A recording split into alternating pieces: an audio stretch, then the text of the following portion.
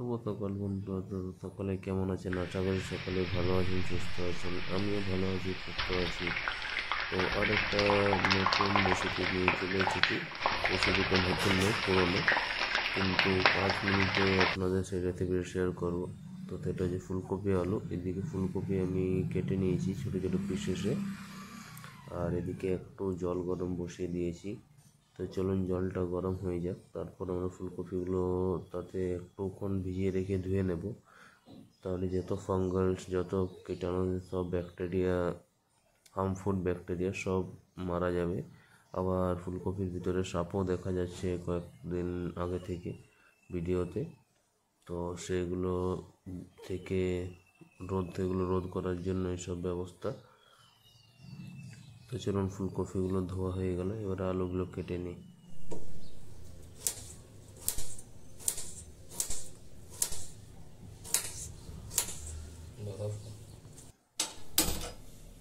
আলু কাটা হয়ে গেছে। তো চলুন গ্যাসটা অন করে নিলাম, ওভেনটা। এবারে সরষের তেল দিয়ে দিই, একটু কমই ইউজ করি। তো চলুন তারপর পেঁয়াজগুলো কেটে দিয়ে দিই।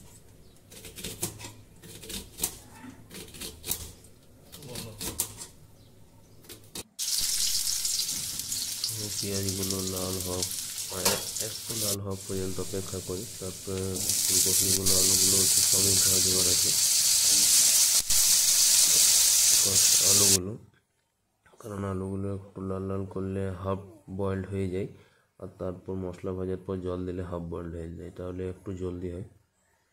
তো চলুন এবারে ফুলকপি ফ্লাইং শট দেখে নিন।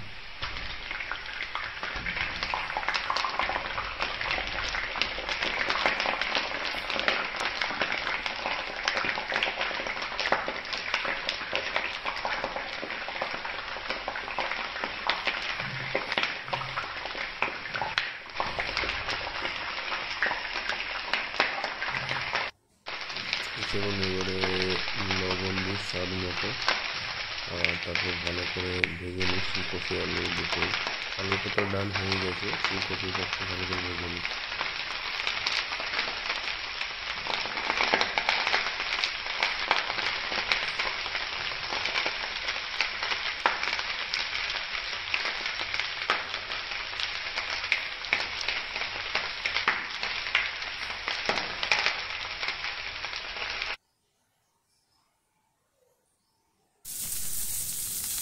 একটু হলুদ পাউডার, টারমারিক পাউডার, হলুদ লঙ্কা গুঁড়ো একটু ঝাল মতো, একটু কালার বটে সেজন্য লবণ, একটু আদা রসুন বাটা, যেহেতু আমি প্যাকেট ইউজ করি, একটু মিক্স মশলা,